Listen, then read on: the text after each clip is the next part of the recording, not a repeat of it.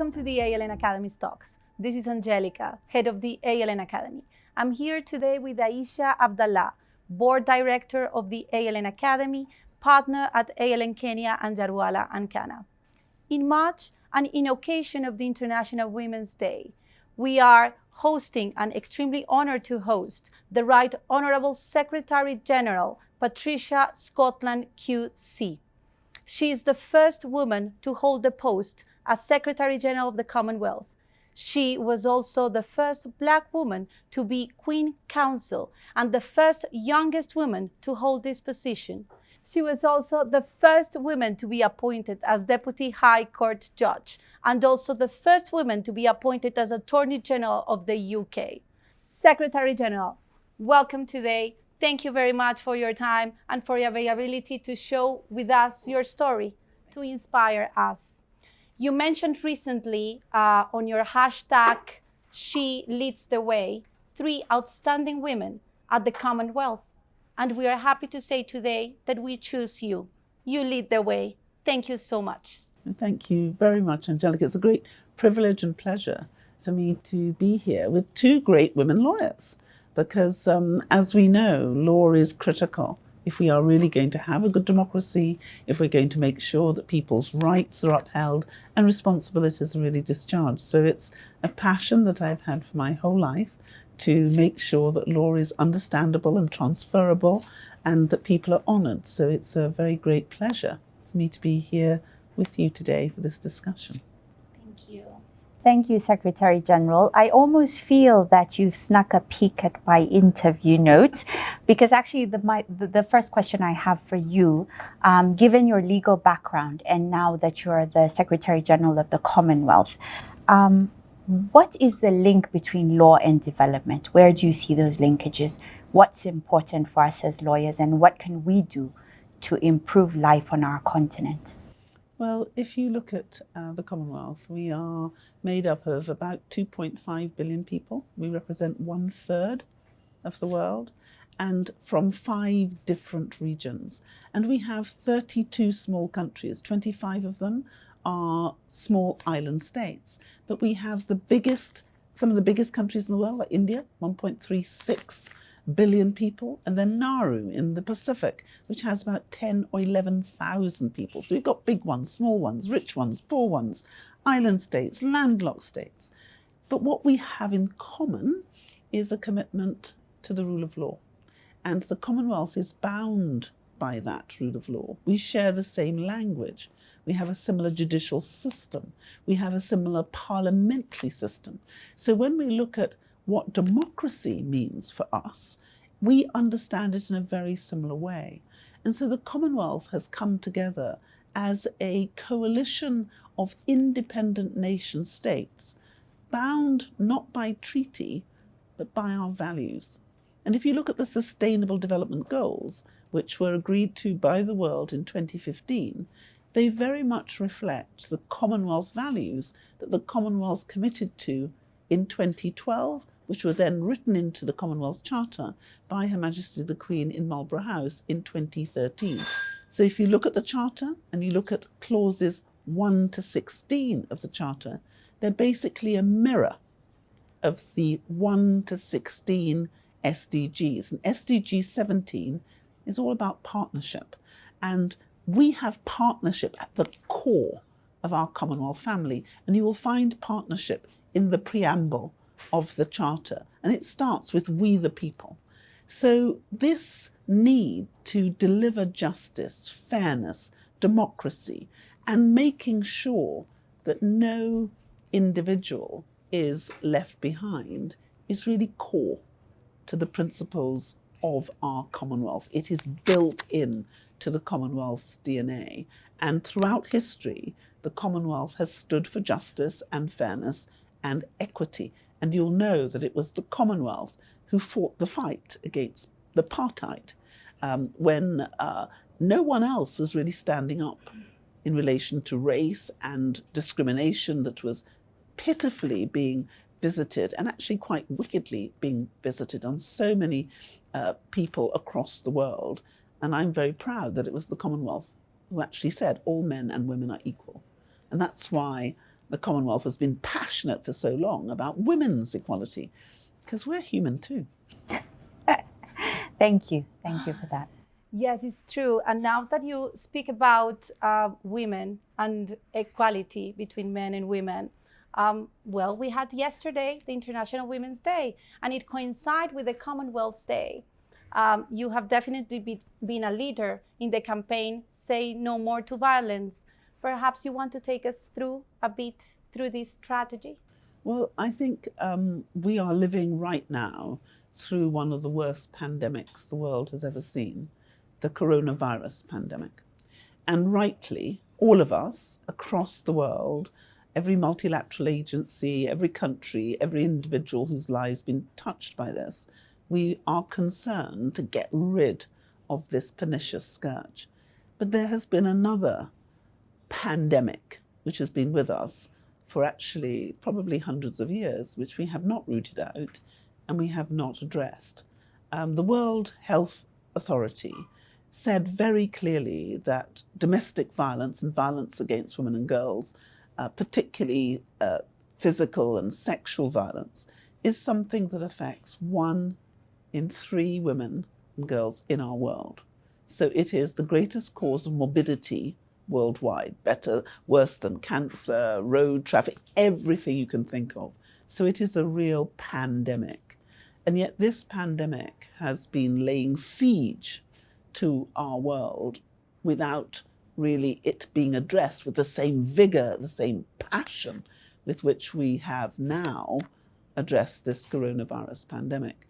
And so we know that if we want to be truly healthy, if we want the world to be truly wealthy, then it cannot continue to abuse and discriminate against the women of our world, who make up just over 50%. And so this scourge of domestic violence has actually accelerated during this period of lockdown, because many of those who are subjected to violence and abuse are locked in with their perpetrator, with nowhere to go. So in some countries, the violence has gone up by 30%, but in some other countries, the violence has gone up by 500%. And so this is about women's lives and livelihoods. So we know that across the world, we have all been trying our very best to address this. And there are things we can do, but none of us can do this on our own. So what we in the Commonwealth were absolutely clear about is we were saying no more to violence against women, no more to sexual abuse, no more to our children being made dysfunctional by the terror of living it, but no more for our men as well. Because if you are a man who has given love and attention to your daughter, your cousin, your friend, and you see another man abusing that person, it is soul destroying. But also, regrettably, violence can come the other way as well from women. So we are saying no more to all of it. But not just saying it, we've been saying, okay, so what are we going to do to be the difference that we need to see in the world? And so we came up with the Commonwealth Says No More campaign. And we've pooled all the knowledge, all the expertise, all the information, what works, what doesn't work. What do you do if you're somebody you're an innocent bystander and you see something happening? So many of us say, but I don't know what to do. How can I do it? How can I make a difference? Well, on the Commonwealth Says No More, it tells you this is what you can do. What can I do if I'm a school? What am I going to do if I'm in the medical profession? What do I do if I'm a government department? What do I do if I'm a local authority? What do I do if I'm a family member? All of those what do I do's we've tried to answer in our Commonwealth Says No More campaign. So we want to put the tools into the hands of the people who do want to do something to better enable them to do it, so that we will share our knowledge, our expertise of what works and what doesn't work, and we will be the difference that we need to make to keep women and girls safe in our world. And it's working.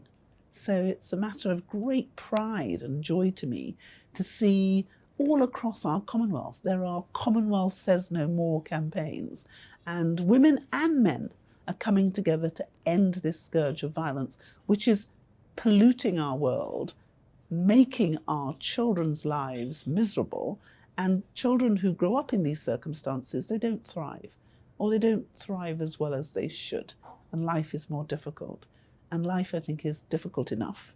So I think it's up to all of us to make it better. We can save lives, but the great thing is we can also save money, because what we're finding is the cost economically of domestic violence is huge, and we are wasting, in 2016 they said it was 1.5 trillion that we were wasting as a result of domestic violence. So if we save on the violence, if we save these lives, we're also going to save money, we're going to help our economies, and we're going to be a lot better off.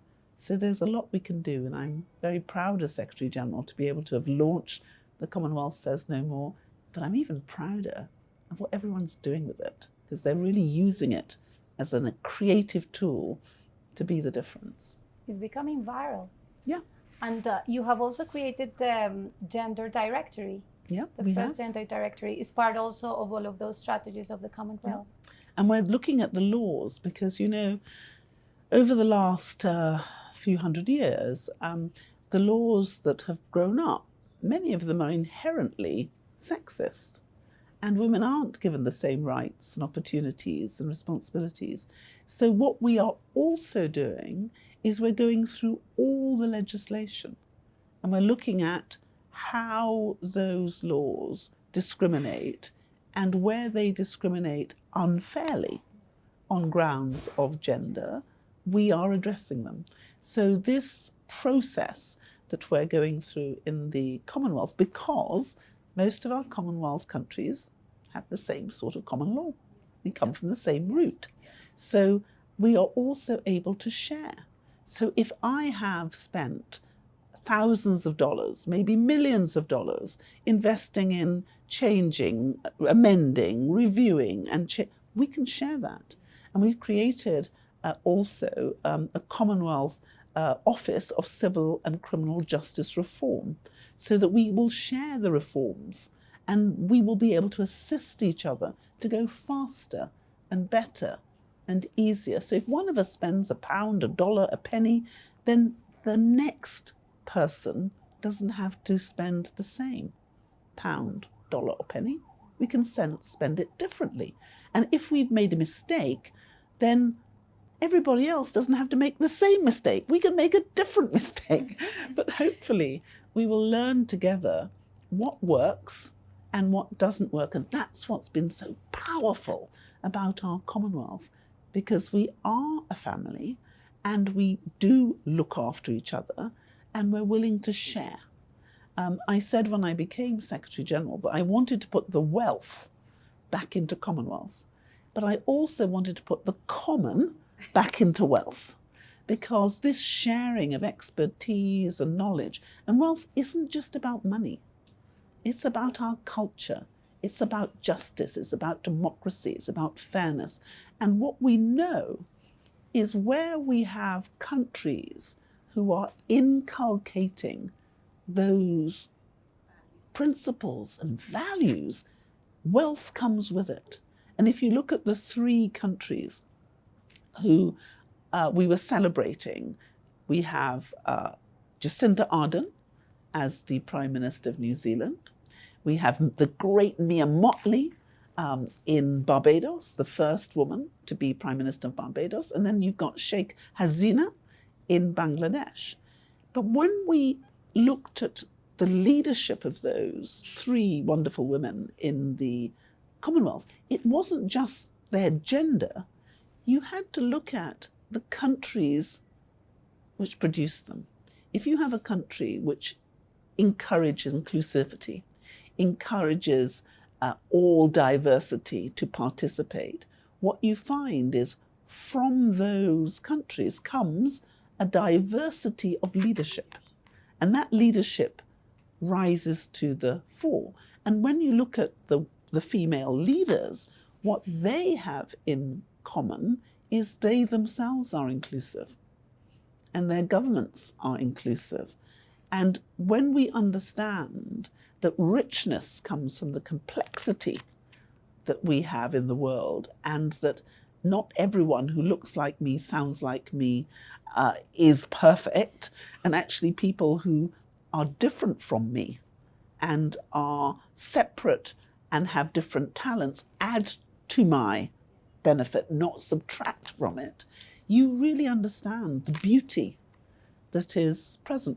Our DNA, all of our DNA, 99.9% is identical. The only thing that differentiates each of us, male from female, black from white, short from tall, is 0.01% of that DNA. That's where we get our spice, our beauty, our difference. But as humans, instead of concentrating on the 99.9% which makes us the same, we tend to just concentrate on that 0.1% which makes us different. And what we are doing in the Commonwealth, I think, is we're concentrating on the 99.9% which joins us, and we're exploiting that and taking advantage of that. But what we're doing is we're celebrating that 0.1% which makes us different, because that's where our beauty lies, and our strength and our resilience and our creativity and our innovation comes from that complex richness. And I think when you contextualize it, you can value the difference instead of being frightened of it. And I'm very proud that, particularly at this time of coronavirus, when the world has been in such a parlous state, that the Commonwealth has come together and has shown its strength and its diversity, and we've been able to stand together as a family. Very good. Well, you sold me. You've been traveling a lot. I think you said you were talking to me about your bewildering tour when you leave Kenya and coming back. So obviously, having been around many countries in Africa, do you think you relate to the challenges we women in Africa might be facing? Does that sound like something that you would see and understand, or is it only unique to Africa? What do you think? I think one of the extraordinary things is wherever you go in the world and you speak to women, our experiences are very similar. Now, in some ways, that's extraordinarily sad, but in other ways, it's extraordinarily uplifting because it's unifying. The concerns and the worries and the aspirations and the hopes of women across the world are so similar. And also women of different disciplines, because you talk to women who are scientists, you talk to women who are lawyers, who are housewives, who are shop assistants, who are media moguls. You talk to women of all classes. And what is quite stunning is their experience is similar. And that commonality is really binding.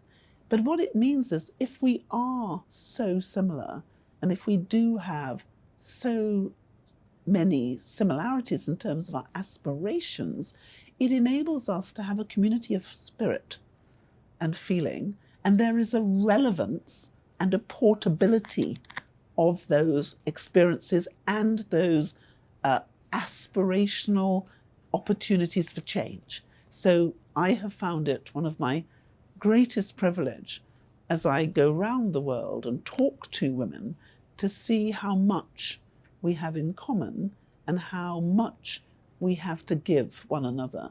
And I don't know whether it's just the Commonwealth, but I have to tell you, I go from place to place and I feel so at home. I remember I went to one country and someone said to me, "Are you sure your mother's not Sri Lankan?" I said, "Are you sure your mother's not Dominican?" So we are so similar, and many of the things that our parents would have said to us are similar too. So no, it's been a great privilege and a great pleasure to come to Africa. And of course, I am of African descent. So you're talking about me. Exactly.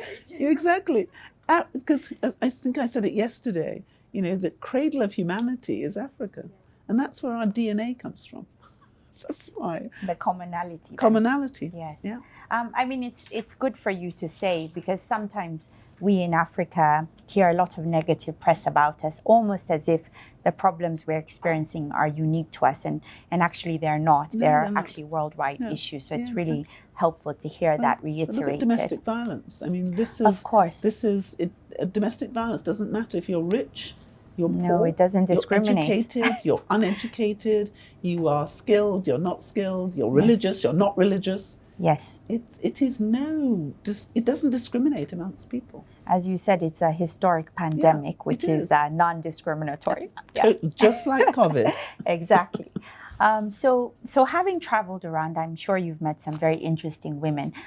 Are there any one or two women you think, African women, who really stand out for you, having made maybe a big impact positively in their own societies? No, there are so many. I mean, let's just look at the women here in Kenya. Take, for example, the number of ministers that you have. Your Minister of Defence, yes, a woman, a great woman. A Minister of Foreign Affairs, the Minister for Education, the Minister for Gender, who I was with. It's what all of them. These are not just great Kenyan women, they're great women. The fact that WTO now has another great African woman. But wasn't it interesting that in the race for the WTO, the two real competitors were two brilliant women. Women, yes. The other contender, yes. Two brilliant women. Yes. And so it is invidious almost to almost all the women I can think of. Brilliant, brilliant women. And women are now rising to the fore. You've got Amina Mohammed. You've got your Amina Mohammed here, but you've got your Amina Mohammed is the Deputy Secretary General of the UN. Louise is the Secretary General of the Francophonie. Dame Meg Taylor is the Secretary General of the PIF. Women are now in positions of real influence, and there is nothing that women cannot do. I think one of the things my mother always said to me, she said, "Donna, I just don't understand us. I don't understand us. We don't let men do anything else on their own. How do we let them run the world? They need our help. We don't let them do anything else on their own." And the fact is that men and women need to do this. It cannot be men on their own or women on their own. Women hold up half the sky.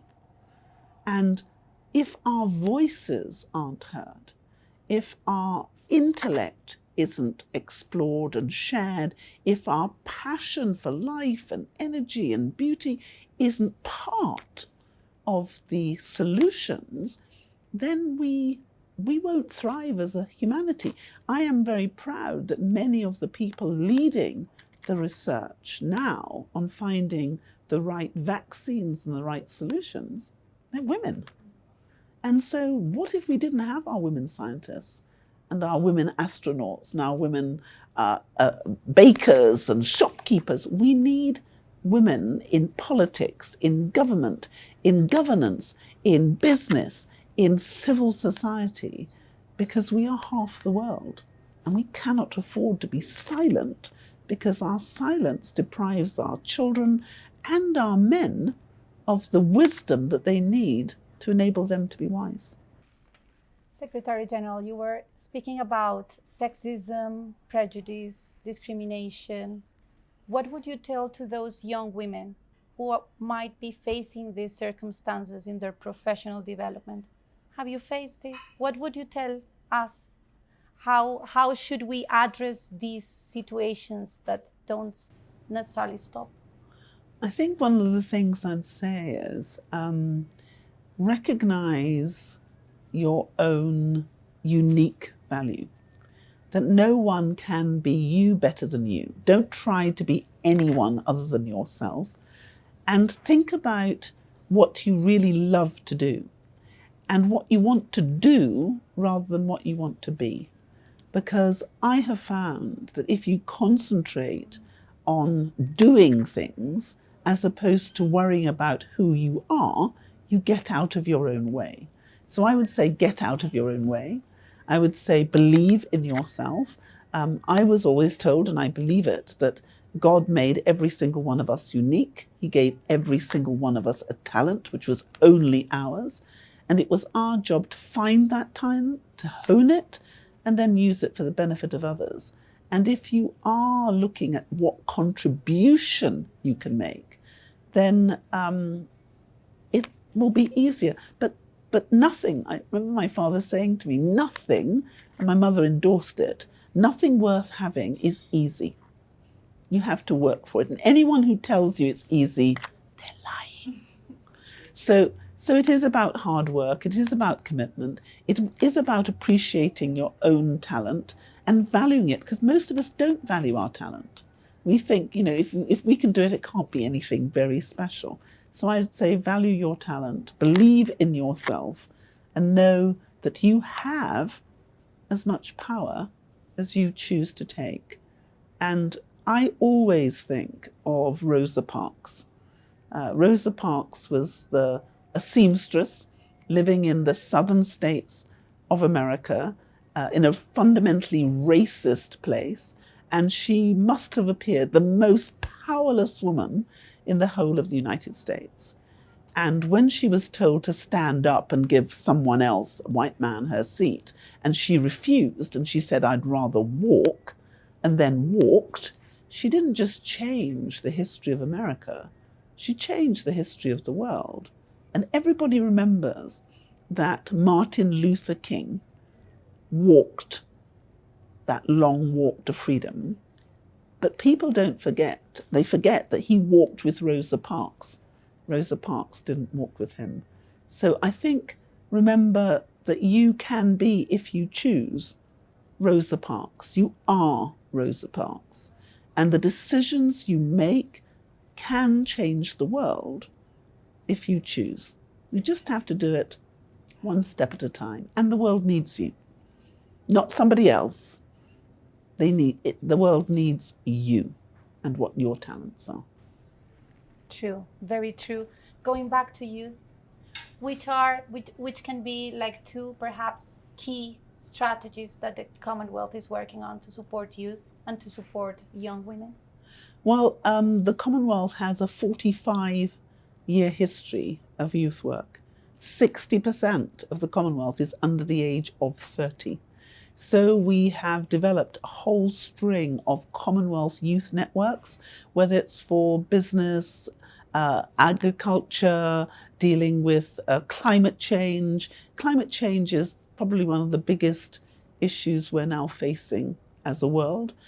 This is the first time the world has had to deal with the aberrant consequences of climate change. It is now an existential threat. It's a crisis. But this generation is the last generation who will be able to do anything about it. So climate change is a big issue for our young people. But so is employability. And we're looking to see how we can take advantage of the new green and the blue economy to make the difference. And education. There's so many things I'd like to say about our Commonwealth young people. But I would say, please join us. There is bound to be a Commonwealth network, youth network, to which you can become. There's loads of room for good lawyers, because development is going to be predicated on us having the right rules. So I would definitely say having to address the COVID-19 dilemma. This is already being called the COVID-19 generation. And I think it needs to be the COVID-19 generation for the best reasons. The 1945 generation were the generation who brought innovation and change. I think this generation they're going to be the innovators and the change makers for the rest of the world. I think human genius has got us into the mess that we are at the moment, and human genius is going to have to get us out again. And our young people have loads of genius. Secretary General, we've been told to wrap up, but I just wanted to ask you what is probably a bit of a loaded question. What do you think the word feminism means? What does it mean to you? And is it positive or negative? For me, it's totally positive. Feminism means the upholding and acknowledgement of womanhood and all that's best in humanity. And I am the child, or well, one of 12 children, I'm the 10th of 12 children, of two feminists, because my mother and my father was a feminist. And I think my father was probably the greatest feminist I've ever known. He had 5 daughters and 7 sons. And he always told my mother, who was also a very fine feminist, there is nothing that your boys can do that my girls can't do better. So feminism, for me, is light, it is acknowledgement, and it is equality. Because being a feminist means that you truly admire and support women, but you also kind of love men too. Men, yeah. I love the fact that your definition comes from your father. I think that's really a nice circling back to our common humanity. We thank you very much for giving us this time. I mean, we had loads more questions for you, so we would love to interview you again next time you're in Kenya. Karibu sana. Karibu Welcome. sana. Thank you. Thank you very much. Please enjoy your stay here in Nairobi. Thank you very Thank much. you. Nice to speak to you.